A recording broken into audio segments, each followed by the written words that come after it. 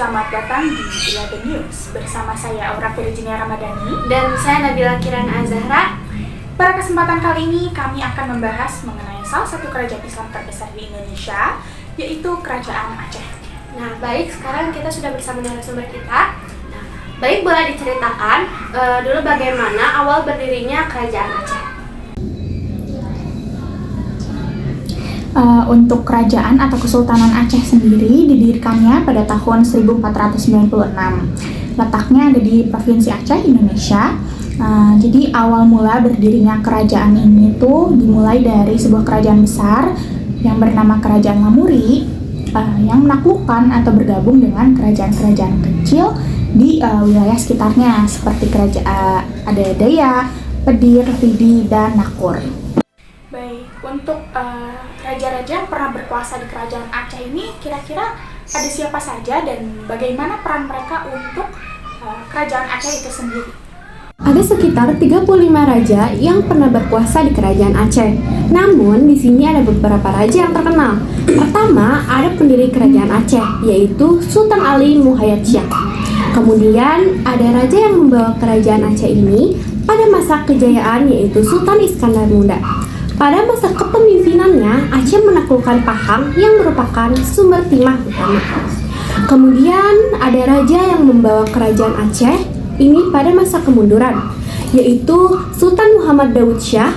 Pada masa pemimpinannya, makin menguatnya kekuasaan Belanda di Pulau Sumatera dan Selat Malaka, ditandai dengan jauhnya wilayah Minangkabau, Siak, Piku, Tapanuli, Mandailing, Deli, Baru, serta Bengkulu dalam pangkuan penjajahan Belanda.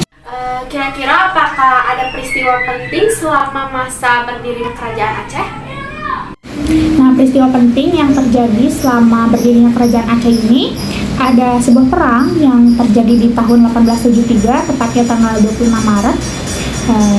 Perangnya berlangsung selama 31 tahun, berakhir di 1904. Hal utama yang nyebabin Aceh sama Belanda perang ini itu karena dahulu Aceh punya peran penting dalam perdagangan internasional, sehingga Belanda ingin menguasai ke wilayah Kesultanan Aceh. Sebenarnya sebelum perang ini terjadi tuh Belanda juga udah menguasai wilayah Kesultanan Deli yang dulunya di bawah kekuasaan Kesultanan Aceh. Nah, pada tahun 1824 itu ada sebuah perjanjian namanya Perjanjian London. Isinya mengakui kedaulatan Kesultanan Aceh atas wilayah yang mereka miliki. Kemudian beberapa tahun setelahnya, yaitu pada tahun 1858, dibuat perjanjian baru namanya Perjanjian Siak yang menyatakan bahwa Hindia Belanda memiliki kekuasaan atas wilayah Siak dan pantai Sumatera Timur. Namun, Aceh merasa bahwa perjanjian baru ini melanggar perjanjian yang telah mereka buat sebelumnya, sehingga Aceh pun berjuang untuk kemerdekaannya sendiri, sehingga perang itu pun terjadi. Apakah ada peninggalan-peninggalan dari Kerajaan Aceh ini? Ada lumayan banyak peninggalan yang sebagian mungkin masih digunakan oleh masyarakat seperti Masjid Raya Baitur Rahman. Ada juga yang diabadikan di museum seperti Meriam Kerajaan Aceh Darussalam, Uang Emas, Benteng Indrapatra, Hikayat Aceh, dan Taman Sari Gunungan. Baik, terima kasih untuk Aura dan Nabila atas waktu yang telah diluangkan untuk menjawab pertanyaan kami seputar Kerajaan atau Kesultanan Aceh. Baik, jangan lupa saksikan kembali Eleven News setiap hari Rabu pukul 1 siang. Sampai jumpa!